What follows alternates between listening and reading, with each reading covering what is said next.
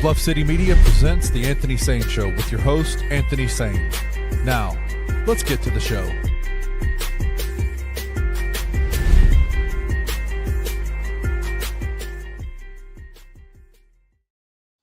What's going on, everybody? Welcome to The Anthony Sain Show. This is, of course, your host, Anthony Sain. Here with my guy, man, Kenny Stubblefield, in the building, across the glass, across the interwebs. Kenny, what's going on, my brother? Man, it's a good day. I've spent the morning editing stuff and listening to Cedric Coward on Ground City Media today. Yo. Fantastic interview. Super excited. It's been a good day. It's been a good day for sure. Kenny, I had a plan, man, that I was going to live off of Anthony Sain Show clip shorts on my YouTube page, on my Facebook, on my Twitter. I ain't seen one in a while, man. So I'm just wondering what you've been editing, man. Like, I know you can't play the shows that you're doing. Oh, so I'm gonna give you a pass. I had a plan to be a millionaire off of YouTube shorts, man. My son Gabe walks in yesterday, right? And Gabe has his own YouTube page. I asked y'all to subscribe. I can't remember what it is. Yeah. I think it's Gabe_Prod, Prod or something like that. But he comes in every time I see him. He's giving me new updates on this YouTube page, right? And he's like, Dad, I got 8,000. Oh, he's got a video that's like at 10K right now. I'm like, dude, like, what are you doing? Like, why am I not rich, right? Like, why are you on the road to be a kid millionaire? And I can't do the same.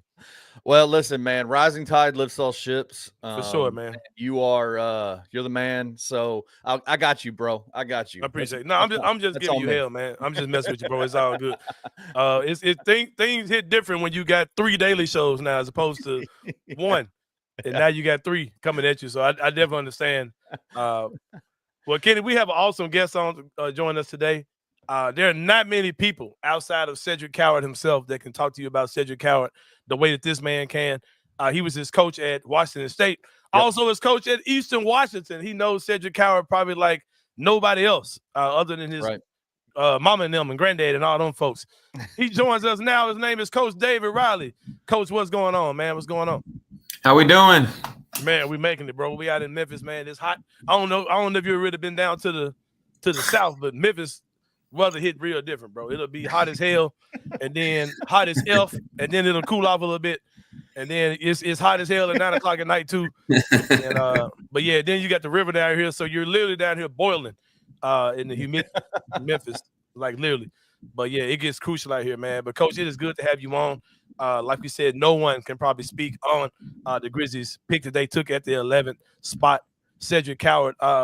Coach, Cedric has gotten a lot of comparison, a lot of hype behind him. He's had a big media push behind him. You know, he's one of those guys that's been a late riser in the draft due to the combine and things like that. He's got a lot of comparisons, Coach. Some of those comparisons have been pretty understandable. Some of the, like the OG Anunobys of the world and Mikal Bridges. And then you go into the deep waters a little bit. You get to Kawhi Leonard. And I'll admit, I had never really heard of Cedric before draft night. But after watching some video, I was like, hey, that kid looks like Kawhi Leonard. Like, I see it. But Coach, at what point of your long time spending with Cedric did you realize you were coaching Michael Jordan? When did you realize? When did you realize you were coaching Michael Jordan? Hey, he came into practice about a year and a half ago, and he had shaved his head completely, and the whole team was calling him Michael Jordan for about real? a week. Really? So you're not the first one right there. Well, then, did you see the announcement today? The Grizzlies, you know what his number is in Memphis, right? I haven't seen it yet. What is it? 23. 2-3. I like it. I like it. Oh, man. But all jokes aside, Coach, all jokes aside, when did you realize, like you got Cedric when he was pretty raw, when he was a JUCO guy, small Division III school. He came to you at Eastern Washington. When did you realize that, hey, I've got an NBA lottery pick on my hands? This isn't the guy I got when I recruited him. You know, that's a tough question. This is my first time going through anything like this where I've had a first rounder. You know, we've had some guys that have made the NBA and played, but just kind of seeing how it all works at this level where, you know, he went from a late first rounder or whatever 3 months ago to a lottery pick based on his interviews and his workouts. And when I think a lot of it came from when these guys started looking at their notes and comparing their notes from what they saw in Cedric last fall, last summer, last spring. And these guys do their work. They had scouts in here, seemed like every day. And so I think once they really kind of evaluated where he was at compared with the rest of the guys, like it started making more and more sense. As far as me, like he showed some flashes his first few months here. You know, he had some games his first year with me with Texas Tech. He had a couple games, Weber State, his first year, where he showed some really good flashes. But then, you know, that second year, that second off season that he had with me going into his second year at Eastern Washington, it really started to pop and like, oh crap, this guy might be one of those guys. Michael Jordan. Hey, you killing me when you said he showed a ball headed, man. You heard it here first. An exclusive information bit that Cedric Coward came Kojak ball to practice, a la Michael Jordan. Coach, there's a lot of folklore in Memphis about the Ja Morant story, right? Like how he was discovered. Like everybody knows the story here in Memphis, how he was at a AAU tournament playing on the side courts, Coach. And they said his assistant coach at Murray State discovered him while getting some nachos or something like that. And he saw Ja playing. He was like, why is this kid over here? He introduced himself to him, and the rest is history. Ja's not an unknown player anymore. Now he's Ja Morant.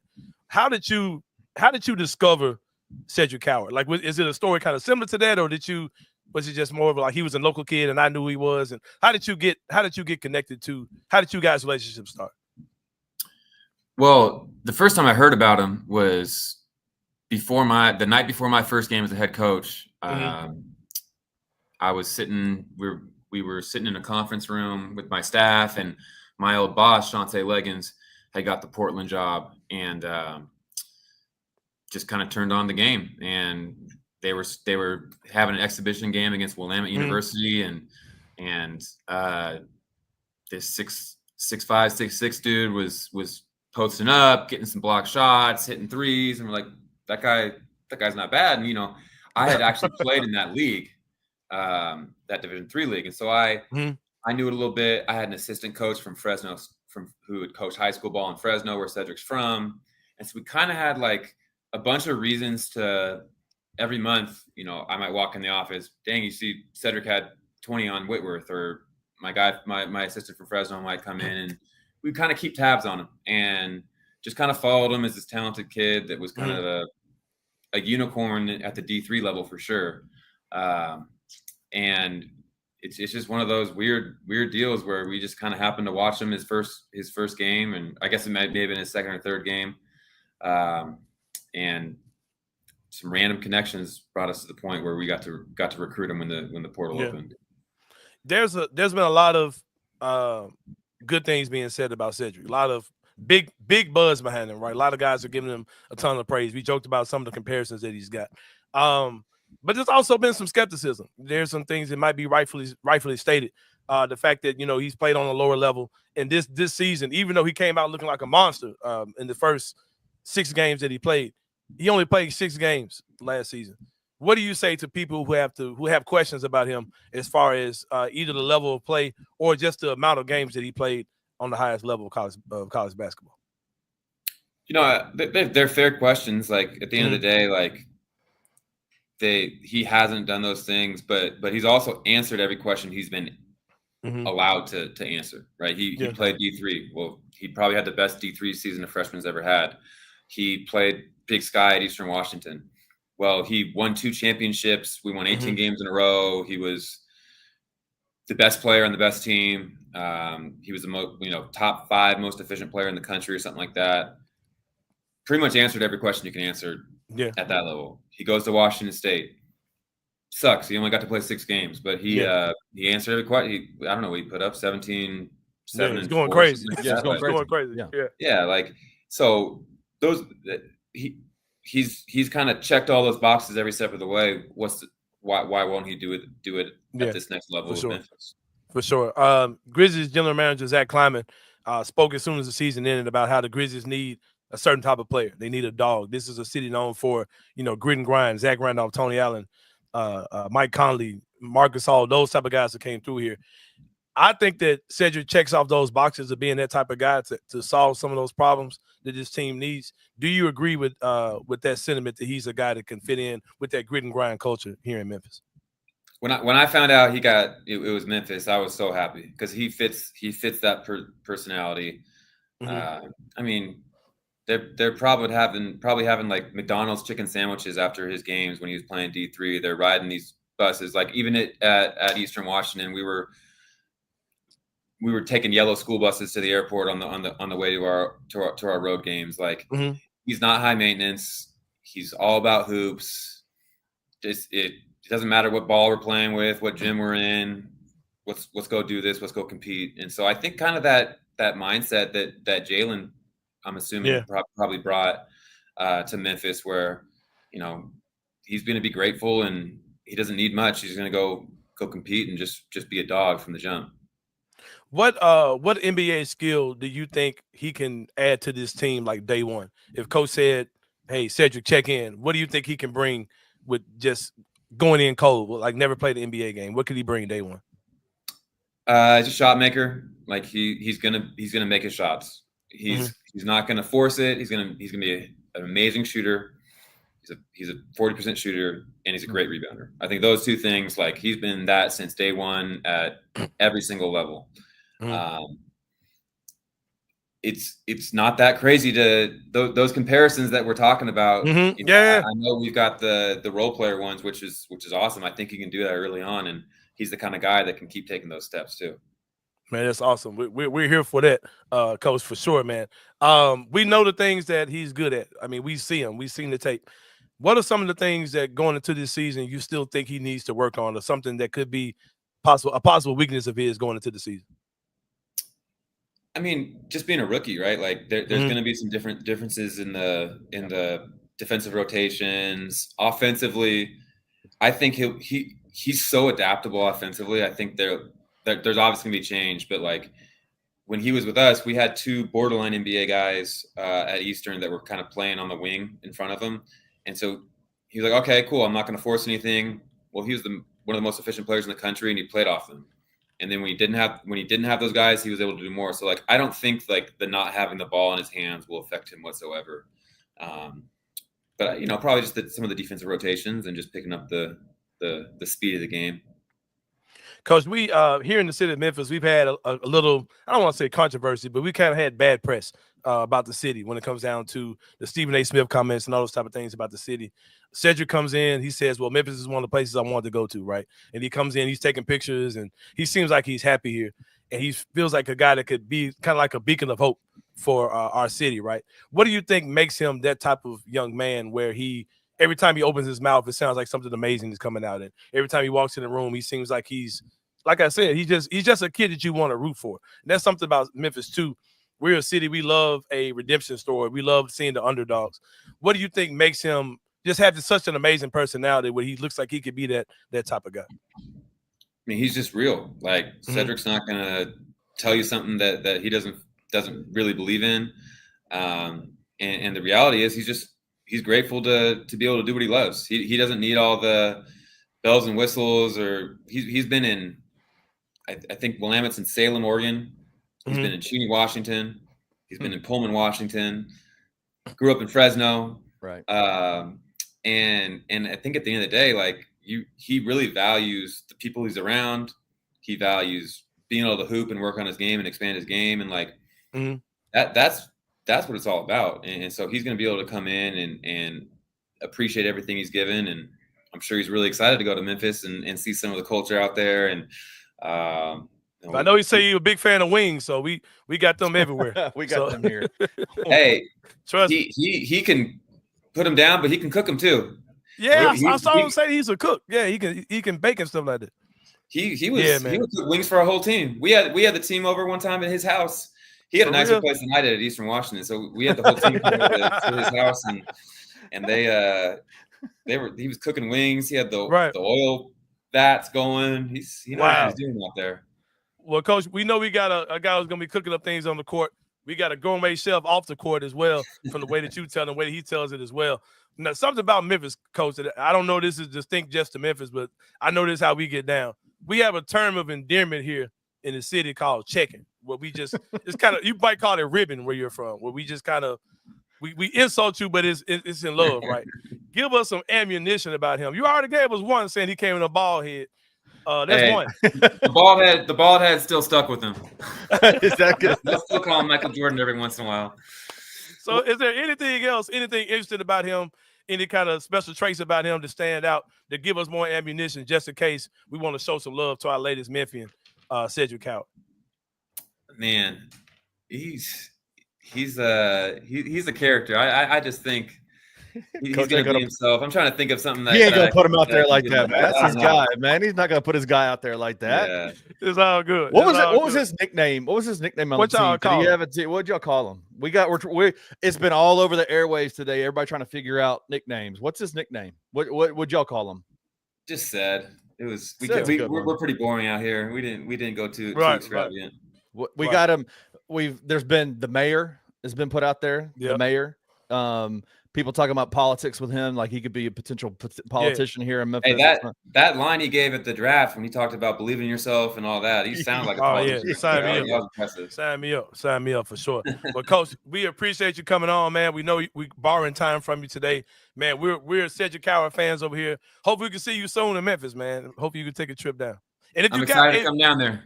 And if you got any more 3-and-D wings on your roster, man, let us know now. You know, we can just go skip this whole draft process. Just go ahead and we can get them down here, man. I got one question. Good to you guys. I got one more question for thanks. you, Coach, and this is about college basketball recruiting or rules, real quick. Mm-hmm. They're instituting some reviews and stuff like that this year. Some coaches' reviews. How are you feeling about that? What do you think? Brand new thing. I told our staff came in and. We have a couple coaches that are really detail oriented on all that stuff. And it was right around when we were still finishing up our roster. And I said, I don't want to talk about any of that stuff until we got our roster all the way done. So there you go. I haven't explored it too much. I'm excited. I think they're speeding up the game down the stretch. And I think that'll be good for the overall quality though. Awesome. Yep. I agree.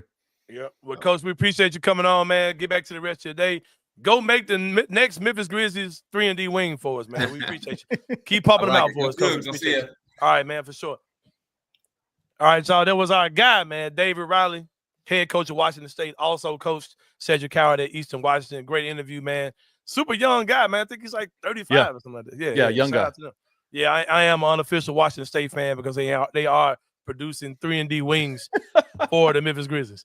All right, can we about to take a break, man? When we come back, it's gonna be more the Anthony Sain show. See you guys in a minute.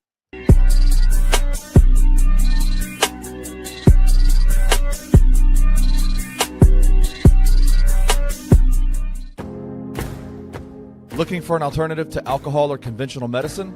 Check out Ounce of Hope, a Memphis-based dispensary with 2 local stores in the Sanderland Center and on South Cooper Street. You can get all the products you need in a location convenient to you.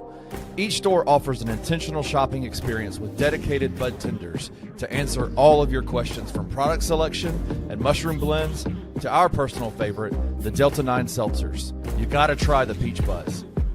Try Ounce of Hope at either one of their 2 Memphis stores or at www.ounceofhope.com for convenient products shipped right to your door. Use the promo code BluffCity for 15% off any order, excluding sale items. Cannot be used in conjunction with other promotions or discounts. One use per customer.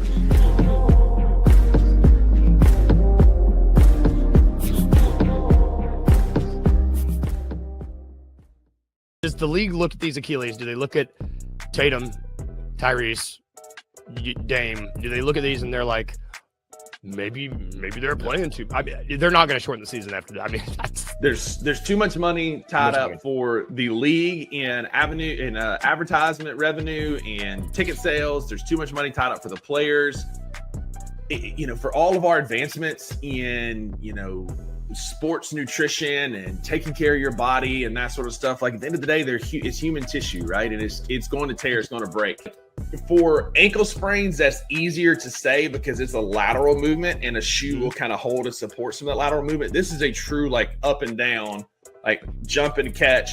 It's hard to stabilize that with a shoe or taping or a brace. I do think there needs to be similar to a concussion almost, if they can have an Achilles tendon protocol that you have to be able to check so many boxes and have you don't go back in. Pain and this until you go back in. I think something like that is coming. Tune into The Daily Grind with your host, Lute Hatmaker, every Monday through Friday at 7:30 a.m. live on the Bluff City Media YouTube channel.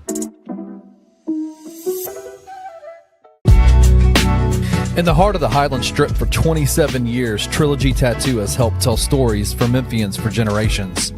Located at 530 South Highland, Richie and his team are waiting to help you tell yours.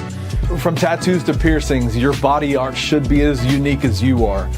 Voted a Memphis Flyer top 3 tattoo shop in the city of Memphis since day one. Your story will be safe here at Trilogy Tattoo. Open 7 days a week, Monday through Saturday, 11 to 11, and 3 to 11 on Sundays. They have convenient times waiting on you. Let Trilogy Tattoo help you tell your story.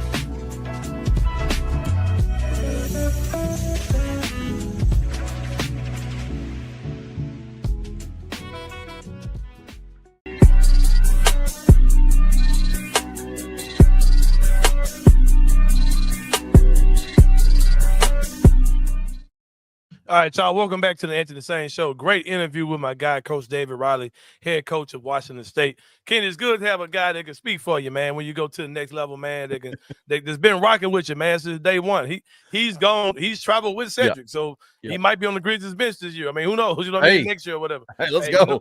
Who knows? You know what I mean? But Kenny, someone else that will rock with you, that will stick with you for 27 years in the business, Kenny Stubblefield. That's right. It's Trilogy Tattoos. 530 Highland Street. Been there for 27 years, man, doing the thing. Dependable, man. You're gonna get great customer service, clean environment, professionals in there. Ain't nobody fresh out of jail gonna be doing your tattoos, man. They ain't none of that, man. They ain't gonna be in there. You know what I'm saying? The tattoo shops smell like wings.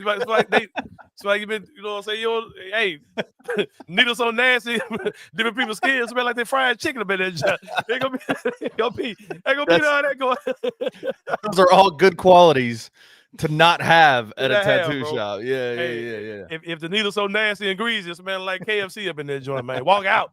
Get out, man. There's plenty of them. There's plenty of those spots in Memphis, man. You about to leave out that joint itching and whelped up, man. I'm trying to tell you. Like, man, is this a kilo? Like, I'm telling you, don't do it, man. Don't do it. But shout out to my boy Richard Jarvis. That would never be an issue, man. Safe. Man, I'm telling you, it's going down at Trilogy Tattoos. Go check them out. One area location. Right. Y'all know where they are. They've been there forever. 530 Highland Street. Get with my boy Richard Jarvis and them, man, at Trilogy Tattoos. But Ken, like I said, that was a great interview with Coach David Riley. I'll say this about my guy Cedric Coward too, man. Ken, you know, we work with kids. We work in youth ministry, as a matter of fact, right? Yep. And there was a guy, I can't remember who said it. Some guy, some philosopher or something, that he was talking about Jesus. And this isn't trying to force a faith on y'all. I'm just using an analogy. An analogy, right?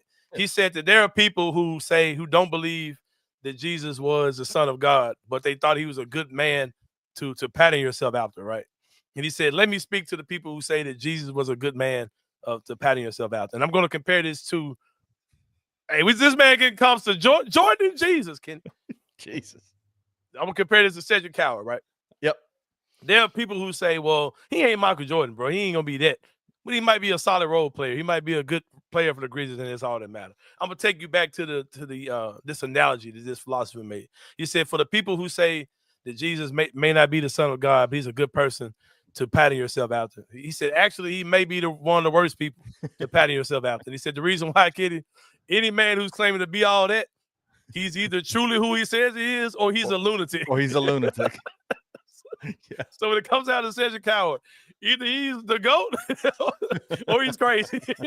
One or two. I don't think it's no middle for him, man. Like, and when Coach Riley said he walked in bald headed, like, bro, like you intentionally walked into practice bald headed.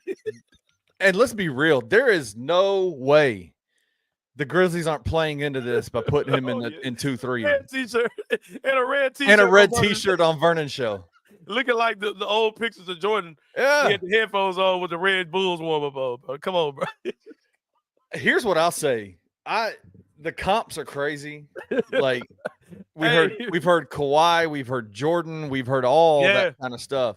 Dude might be that level cold, bro. Like, but bro, playing like, dude can't be that cold, bro, for real.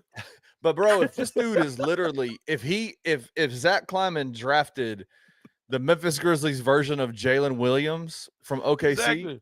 I'm 100% on board. 100%. And I think he's that level of dude, man. I think he has the talent to be an all-star. I mean, how many dudes are 6'6", athletic, They can defend, wingspan like that, and they're coming into the league as a shooter, bro. It's crazy. Shout out to my boy Memphis X. I can't think of his I Talk Hoops is his YouTube page. He said that something that he uses as a barometer that's almost flawless is guys in college who have been shooters since day one. Right. He's like, I don't really trust guys who develop a jump shot in college. He said, when you find a guy who was shooting the ball since his freshman year, those guys tend to be your like elite level shooters in the NBA because it's nothing new to them. He talked about guys who didn't fit that profile, like guys like, Isaiah Williams, who people are like, well, over time, he's got the form, his shot will come. Right. He was like, Zaire was never a good shooter. In no level was he a good shooter. And you look at a guy like Cedric Coward, who's been a phenomenal shooter. You typically don't find a guy coming into the league, that level of athleticism, that body frame, who's already shooting the ball the way he is. That alone can make him an exceptional player back Kenny Stubblefield. But it is time for the three-pointer Kenny Stubblefield, while I talk about three things that are on the brother's mind. So the Memphis Grizzlies, last night, the second round of the draft, a.k.a. the Bronny James Classic. The NBA has two things they created.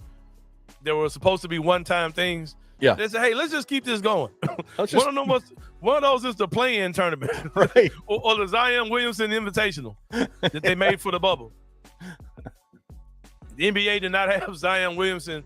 He was not going to be the Pelicans were not a playoff team Zion's rookie year.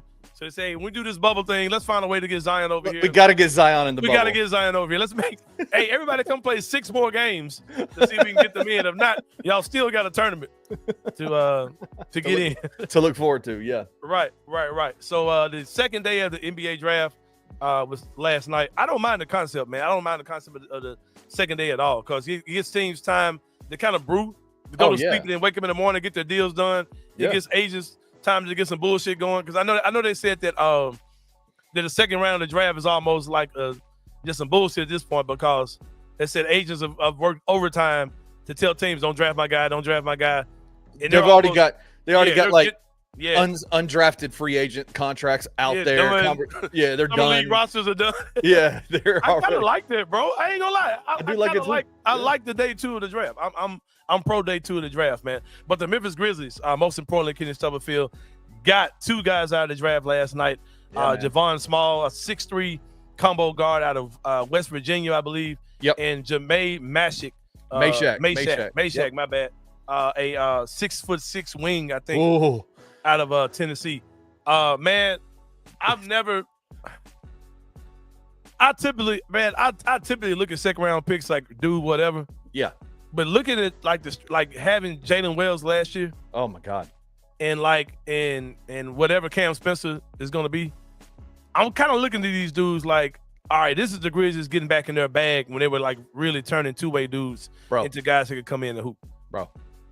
Yes. And this Masai kid, I've never been impressed by Grizzlies rookie interviews as much as I have these two dudes. I heard Javon Small speak. He sounded just like a regular player in the league. But Jermaine Mashack and Cedric Coward, interview-wise, oh, man, come on, bro. Lace these dudes up. And, Kenny, my thing is this. If all these dudes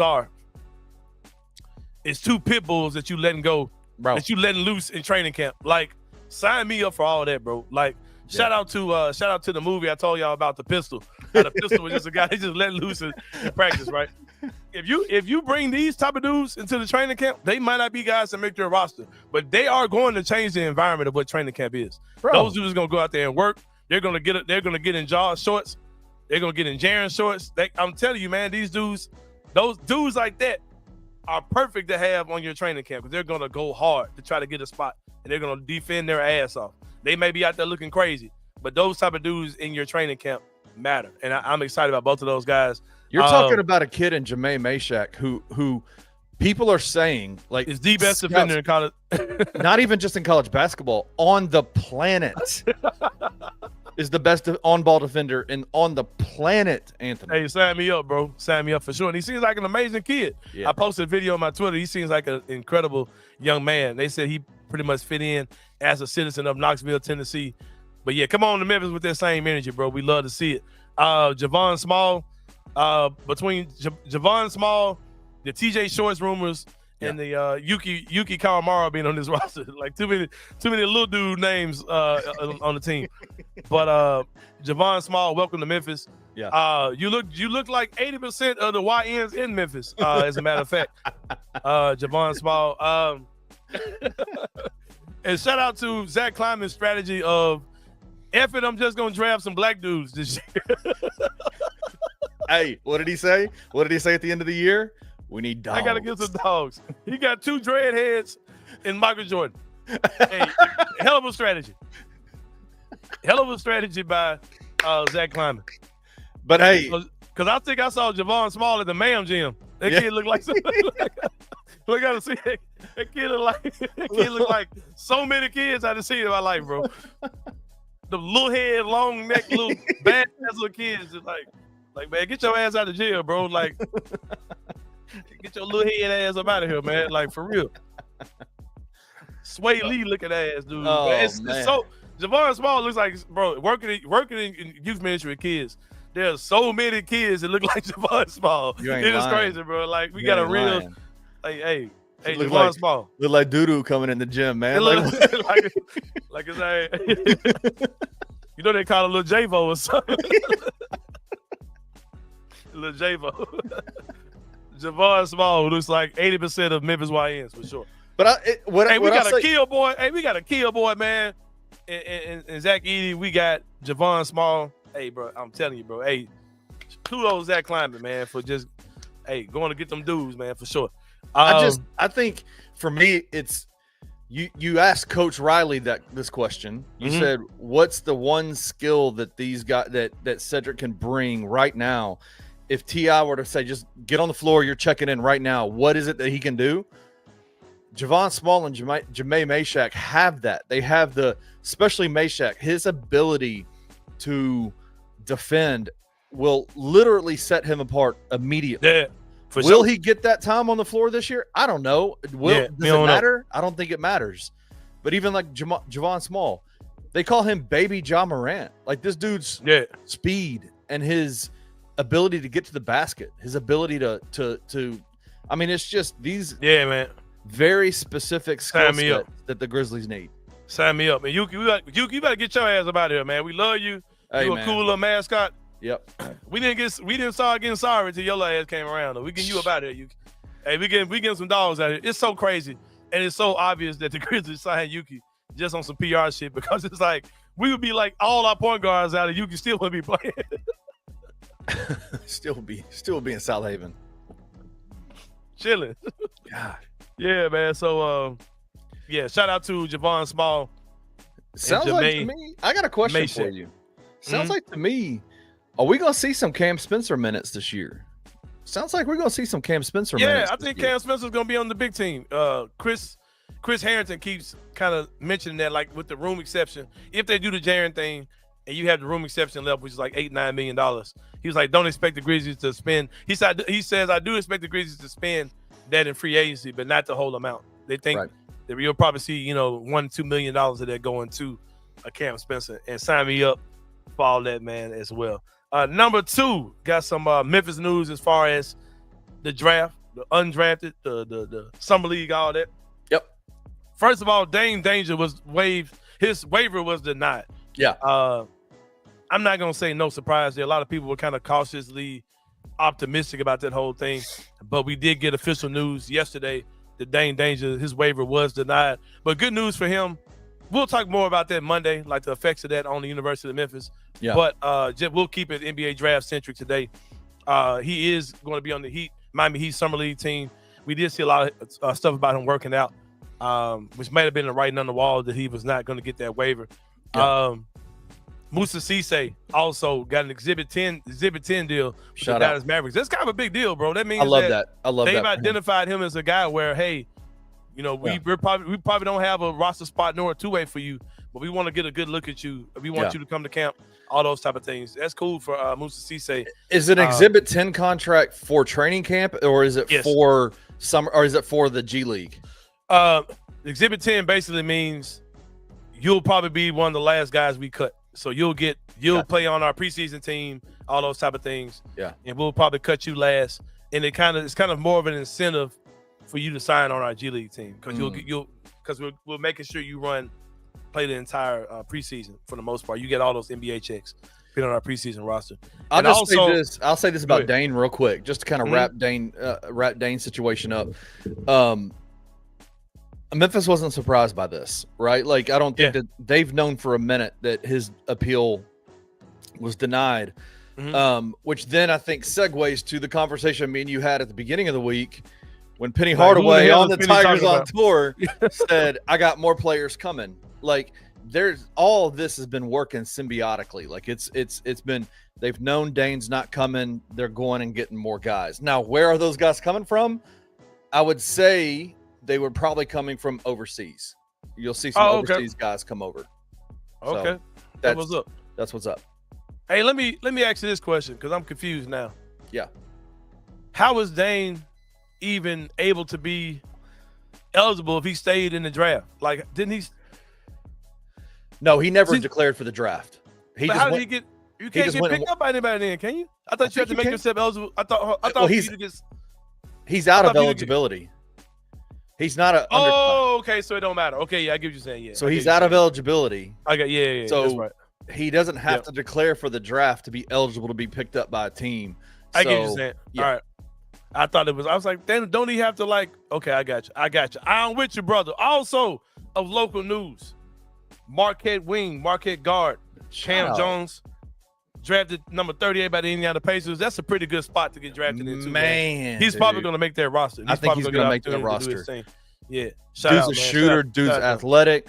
He reminds me, and I don't want to be just because poor man Cedric Coward. He reminds me of I'm a right-handed shooter, and I'm jealous of lefties. Like, their shot looks so smooth. Oh yeah, it looks immaculate, bro. Like, Katina Mobley is a guy that I could see, like, that size and that physicality, but with the ability to shoot. Shout out to Cam Jones. The biggest mistake that's been made in the last 7 Penny years Hardaway era is that they let Cam Jones get out of Memphis, man. Yeah, for sure. I love that kid. Where did he go first? He didn't go to Marquette the whole time. He was at Marquette all 4 years. Finishing, not letting him slide out, man. Yep. Number 3, Kenny Summerfield, Masai Ujiri is out as the GM of the Raptors. Wild. I always feel a way about this dude, man, because I pulled for him because he's a brother and he got Toronto a championship, all those type of things. But holding OG Anunoby hostage when he know we wanted him, bro. I always kind of feel a way about this brother. Overvaluing dudes. He's definitely done some great. Got that team a championship, but he's done some kind of strange things since then. Adding Brandon Ingram to that team and adding Jakob Poeltl to a team that was tanking and not want to trade him out. Kind of sending mixed signals about what that organization is doing. Their draft was kind of strange too. Some people say, but he is out. Some people say he may be headed to Atlanta, I think. Is that what they said? Interesting. I don't know. I may have totally read that wrong, but he's been a great GM over time. But sometimes you and your organization just has he been at Toronto his entire career as a GM, or was he? So. Yeah, I mean, he had kind of garnered a reputation of, like, if you get into a trade conversation with Masai Ujiri and the Toronto Raptors, you're gonna get fleeced. It's just how on a spectrum of like 1 to 10, like, are you going to be like 10 level fleeced, or are you going to be, because he's going to get his guys. He's been really, really good at kind of building a roster. It is surprising to me. Is it surprising to you that he got fired the day after the draft? After the draft, yeah. Isn't that weird? Yeah, something super strange. But teams were trying to move up. He probably turned down the Grizzlies deal. They probably was like, man, like, why you didn't take that 2026 pick? It might be something like that. I don't know. It could be something like that, man. For That's sure. Right. He started in Denver. I forgot about that. Okay. But yeah, man. Shout out to Masai Ujiri. I'm sure he's gonna land on his feet. Not really worried too much about that at all. But we're about to take another break, man. When we come back, inside the Sain brain, go get y'all up out of here on a Friday. We'll see y'all in a minute.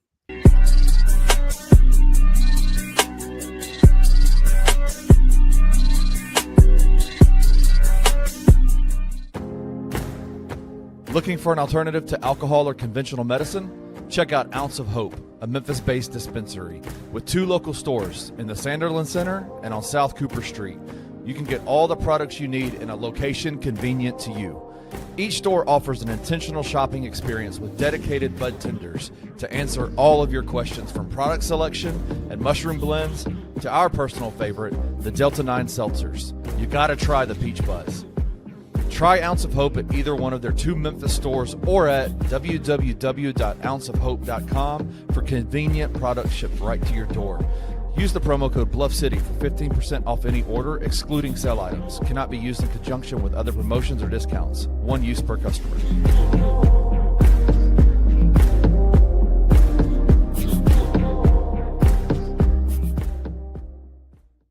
And Jamon Meshack and Javon Small. What these two have in common are they're just absolute bulldogs. Yep. They are. They like to point of attack defending, can't shoot, but they're going to bite your ankles. Like Zach Kleiman had a type. He talked after the offseason was over that you need more dogs. You know, we don't need no more cats. We need more dogs. And with a second round pick, these guys are not going to be like immediate impact guys. More likely than not, one of them at least is going to be a two-way guy. It's about building culture. And I like going into a training camp where you just go get a bunch of Rottweilers. I like it. It's a culture draft. Second round picks, I don't expect much out of them. You definitely don't want a prima donna in the second round or you end up with Kennedy Chandler. Jeez. Oh, my God. Tune in to The Daily Grind with your host, Lute Hatmaker, every Monday through Friday at 7:30 a.m. live on the Bluff City Media YouTube channel. In the heart of the Highland Strip for 27 years, Trilogy Tattoo has helped tell stories for Memphians for generations. Located at 530 South Highland, Richie and his team are waiting to help you tell yours. From tattoos to piercings, your body art should be as unique as you are. Voted a Memphis Flyer top 3 tattoo shop in the city of Memphis since day one. Your story will be safe here at Trilogy Tattoo. Open 7 days a week, Monday through Saturday, 11 to 11, and 3 to 11 on Sundays. They have convenient times waiting on you. Let Trilogy Tattoo help you tell your story.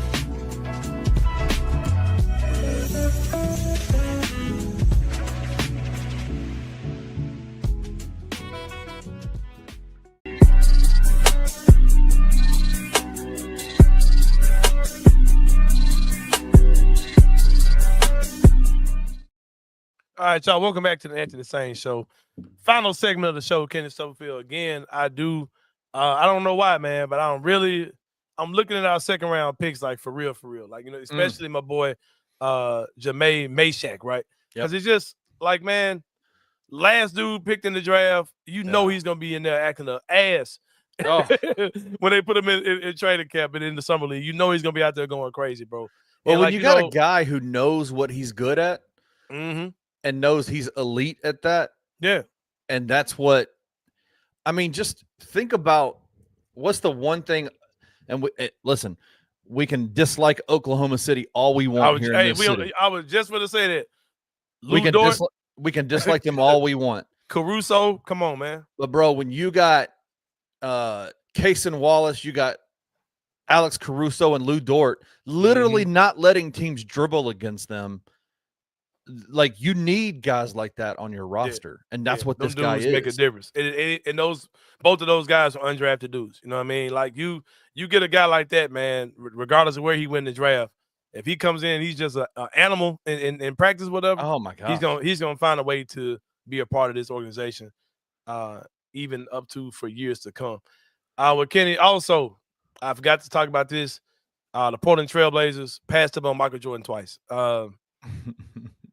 Hey, but anyway, man. Hey, did you see? I cannot wait. This weekend, there's going to be a special episode of the $2 Sports Show because guess who they have coming on? Who? They're talking to the fans from Portland that we showed the video. Them dudes? Oh, man, that's so dope. They're coming on to talk about Cedric Howard, and that's so dope, man. I'm gonna make sure. I'm gonna make sure in the comments. I'm gonna say, "Hey, host number 1, you are trash for letting your man be out there like that. Like, for real, bro. Hey, like, man, that dude could not be my friend, man. That guy was like emotionally spilling out. Yeah, you just sit back there watching the whole thing. Like, no, man, you should have got your guy up out of there. But it did make a great viral moment for sure. Yep. Well, Kenny, it is time for Inside the Same Brain. We'll talk about what's on a brother's mind. I don't think I've talked about what's my guy's name who made here? I was doing so well with names today.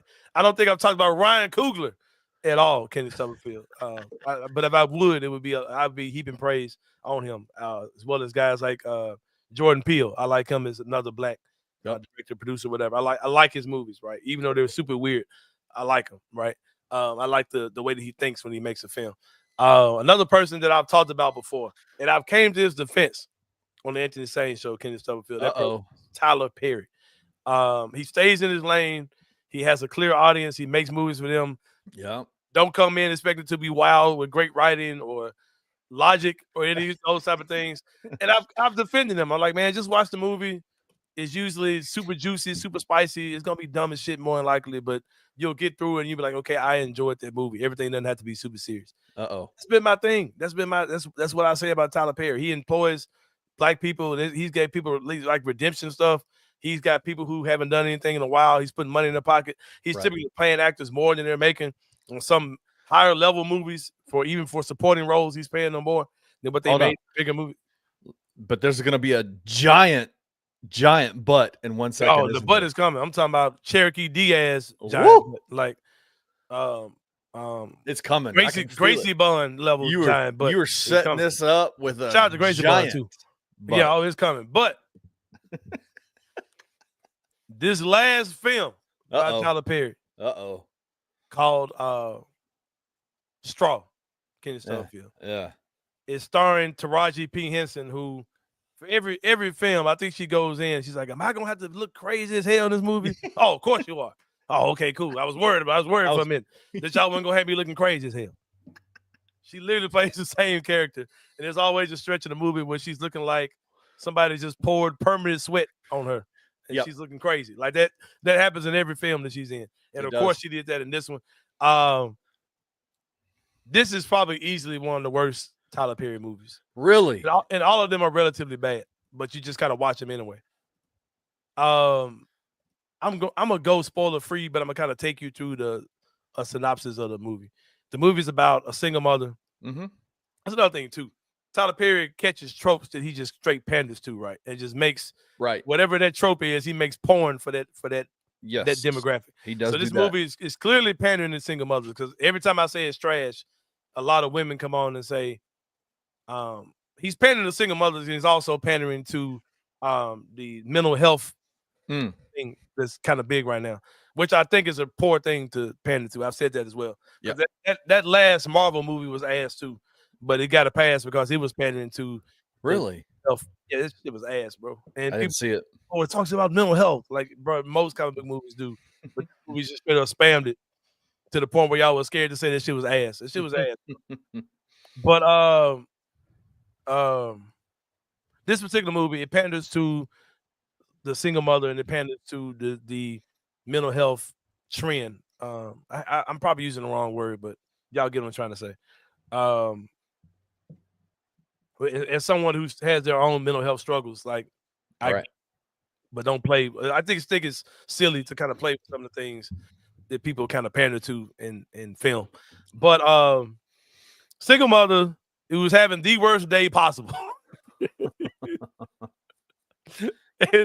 and with Tyler Perry, man, it's like you get with his movies, they're taking you on a journey.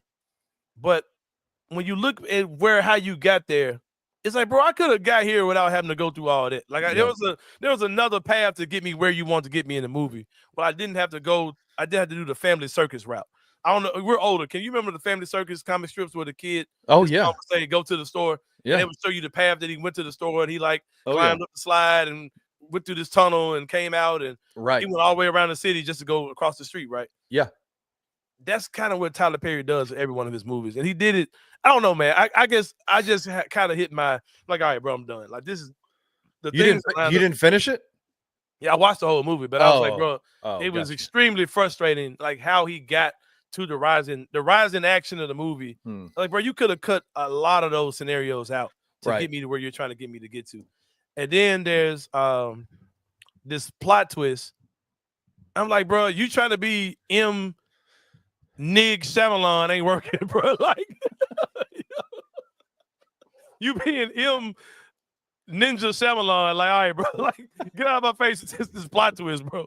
I mean, like, this plot twist was so manufactured, bro. I'm like, come on, bro. Like that literally, like, in order for that to happen, so many things that you've had happen in the movie that would not have played out like that. Like, wow. Yeah, man. But hold on, let me go to the comments, bro. I know I said I was gonna go comment free. But my guy pulled it up. Which one? Wayno says. This one? He said, speaking of movies, I watched The Pistol, like Sain said. Does this mean if Chicago just drafts black guys around Josh Giddey, they win the championship? Probably so. Probably so, bro. I mean, the percentages are in your favor. Yeah. But yeah, man. So the plot twist is like, okay, cool plot twist. It's like, okay, that's super unrealistic, bro, because there's too many things that happen that would have not allowed for that to be the case. Right. And if y'all seen the movie, you know what I'm talking about. Yeah. And then he cut that John off. Then it's like the ending is like, okay, I don't particularly have to have a great ending to a movie. Right. But it's like, why did we just watch that lady go through that? Like, yeah. Like, what? It never gave you, like, what did she do to deserve to have this fucked up of a day and for that to happen to her, bro? Like, why did this happen? And there was like so many ways that that didn't have to happen in the movie. But yeah, it did well. People got paid. Go home. But yeah. When I saw the reviews of it, does it kind of fit along the same line, that storyline? Does it fit around kind of the same John Q type storyline where it's like he was trying to be John Q with some M. Nig Shyamalan in there. And trying to be M. Nig Shyamalan is what like, bro, you trying to be black M. Night Shyamalan ain't working, bro. Like M. Negro Shyamalan. Dude. Like, yeah, get the hell out of here, bro. That is so good. That I'm telling you, bro, that plot twist, I'm like, all right, bro, that's just dumb.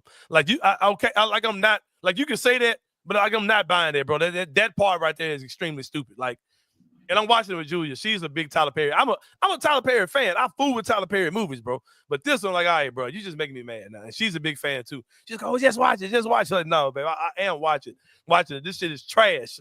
and it made me mad. Because, like, bro, what did she do? Like, why did she deserve it? Like, it didn't have any rhyme or reason, bro. Like, and I was like, why did the movie end?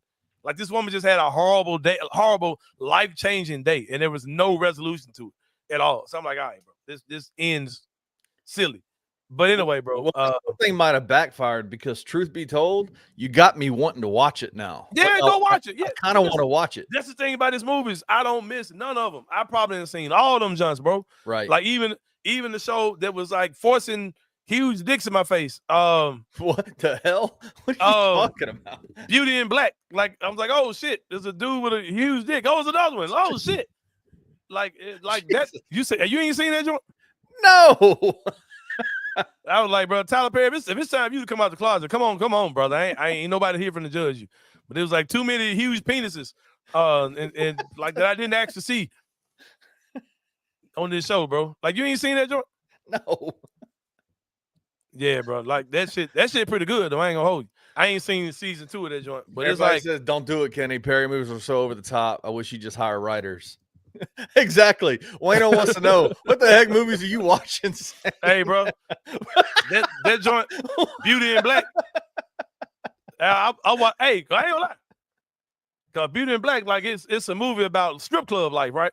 Oh, so it got you know what I'm saying, going on in that junk, right? Then out of nowhere, bro, it's like, oh shit, a dick. Like, what the fuck? Like, I ain't come for this. Like, you see. You know what I'm saying? It's a woman shaking ass, and look up, it's a dude dick shaking. It's like, what is this shit, bro? Oh, this thing just went off the rails. Hey, that shit good though. That Beauty in Black hit hard though, for real. Not too hard. Got that. Jason, have you seen this movie? No, bro. What are you watching? Your algorithm needs to change, man. Bro. You gotta stop getting. You got to stop getting your movie reviews from Instagram, man. They got But you know, like in every movie nowadays, bro, it's gonna be a homosexual scene. Like there's more tolerance for homosexual lifestyle. So you see most stuff going on. But this movie was just a little bit too much for me, bro. I was like, nah, bro, I ain't come. Cause then they lure you in, bro. Like, I'm looking at ass shaking. I'm like, damn, she thick. And then a fucking dick is on the screen. Like, hey, bro, like, I don't even have to deal with this when I watch porn.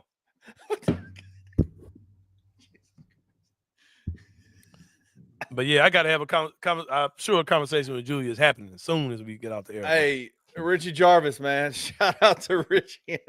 What Richie say? You seen that shit? No, you ain't seen it. I saw it too, man. I saw it too. I was like, fuck Tyler Perry. Man, I didn't come here for this shit. How's my Richie Jarvis voice? Is that pretty good? that's pretty good. No. Okay.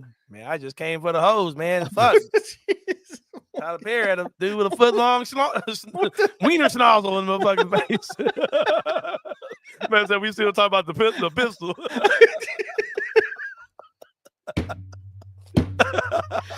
Oh man. Nah, but for real though, bro. Is this the one? Nah, I ain't seen that one, bro. Nah, bro. What are you watching, bro? Nah, that's at Oh man. I ain't seen that one. But no, man, like for real, like if you watch TV nowadays, bro, if you ain't coming for the dick, bro, it's coming for you. God damn it, for real. That's a lesson. Because I'm watching this shit. Because I'm watching them over Julia, man, about to lose my shit. Because it's like fine ass women on the screen shaking ass. I'm over here trying to hold my composure. Then all of a sudden, fucking big dick ass dudes on the screen. Like, all right, bro. Like, bro, Tyler Perry, fuck, man. Oh, I did not sign up to see this, man, at all. Friday, Anthony Sain. Oh, yeah, it's Friday, man. You know we gonna kick it, man. You know we gonna kick it, man. Well, man, I hope y'all had a good time. I'm dying. Hey, y'all choose to say this segment is at the end. Y'all can log off. Y'all could have been logged off. Y'all know I just be. What's what be on my mind, bro? This is inside the same brain for real. For real. Hey, man, y'all already know I'm telling the truth, man. You watch any movie nowadays, it's going to be a scene where some dude's going to be getting it on out of nowhere. And it'd be like, okay, bro, like, what the fuck just happened? Like, for real. That's why I was like, Tyler Perry, if you ready to come out the closet, go ahead, man, because it's a safe, because you, like the news, and it's crazy because the news that came out since then confirmed what I said when I first saw this show a year ago. I said, Tyler Perry, just go come out the closet, bro, because this shit, like, bro, for real. Like, you literally... You know what I'm saying? Because like, how do you like do the casting call for like big dick dudes? Like, how you do that, bro? Like, I don't know, bro. Do you like hit up black.com or something? Be like, hey, send me some extras. Send me the guys that didn't make the cut. Yeah, send me some. I need some extras, bro. Send me it's pistol. It's the pistol part 2. Right. Directed by Tyler Perry. Jason, this is a joint, man. Beauty in Black, man. The joint everybody was talking about, bro. He said he's not lying. He ain't lying. He's dropping out the ceiling doing it. Like it don't be no rhyme or reason. Just two dudes, just two buff ass dudes, just got it on. Like I was watching the Lovecraft Country. The same shit would happen. I'm like, bro, what the hell? Like, why am I seeing the dude ass muscles all of a sudden tearing another dude, one buff ass dude tearing another buff ass dude up, ass muscles? Like, bro, what the hell, bro? Okay, I just saw them some thick ass strippers on stage. I was down with sudden the fucking Long Dong Silver, my goddamn. What scenes didn't make the cut? Nah, I definitely ain't watching none of them. Brokeback Pistol 2. Starring Brian Pumper as Pistol Pete. Man, I am legit sweating right now, man. Like man. But shout out to Tyler Perry. That's still my guy, bro. But that shit, the what's it called? The straw. Man, you can get up out of my face with that, bro. And the penises, as a matter of fact, for sure. But I'm glad Tyler Perry came. Well, he ain't really came out, but the evidence has came out that he get down. Hey, that's what you do, bro. That's what you do. Just don't invite me to the sausage party, man, for sure. The sausage party. Well, man, I appreciate y'all rocking with us, man. While y'all tee-hen and kick-hen in the comments, make sure y'all do the same after the show. Slide over to the comments on the regular video. Blow that junk up. Wayno's in his bag right now. This is funny. Pistol's brother. Hey, recommended watch over the weekend, man. Go watch the Pistol, the actual kid movie, Pistol by Pistol Pete Maravich. Go watch that joint. Go watch The Straw and go watch Beauty in Black for sure. But just be prepared for unwanted, dick veins. All that kind of shit. Right, y'all. It's been a real one, man. poor Richard Jarvis, man. This is the blindside Well, part Sain, 2. right? Blindside. Poor Richard Jarvis was saying, I watched it because you said so, man. But shit.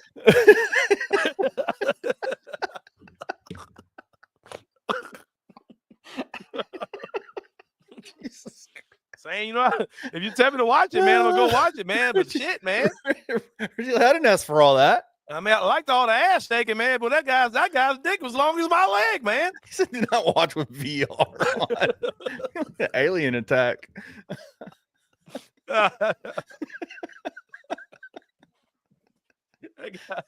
That guy's dick like a baby arm, saying I don't want to watch nothing you say no more, man. Whoo, your recommendations are trash, bro.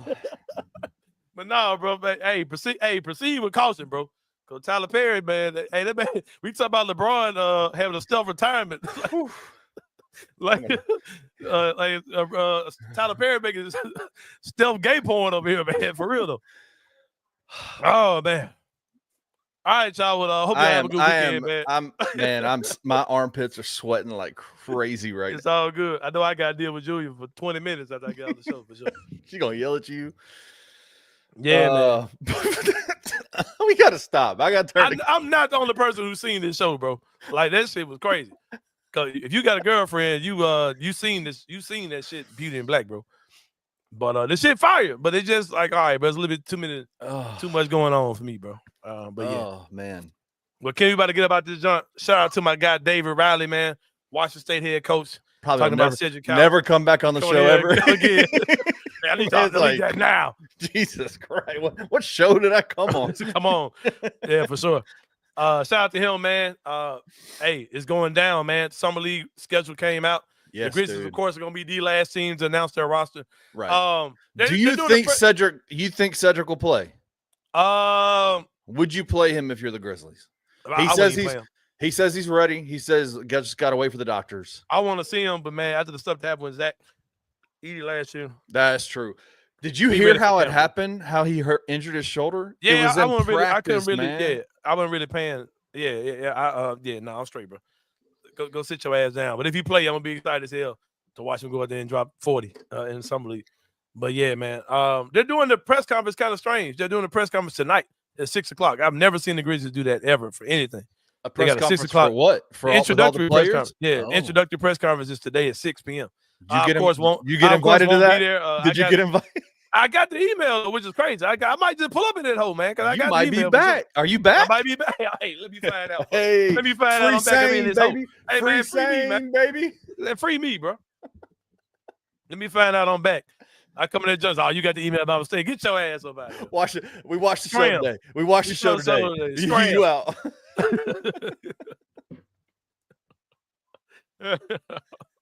Oh, man. We all have a good weekend, man. For Kenny Stubblefield, it's Anthony Sain. See y'all next week, man. We out. Thank you for listening to the Anthony Sain Show. If you enjoyed this episode, leave a rating and a review wherever you download your podcasts. Also, like and subscribe to Bluff City Media's YouTube page. For comprehensive coverage of Memphis sports, head over to www.bluffcitymedia.co and find out how you can become an insider. We will see you back here next week.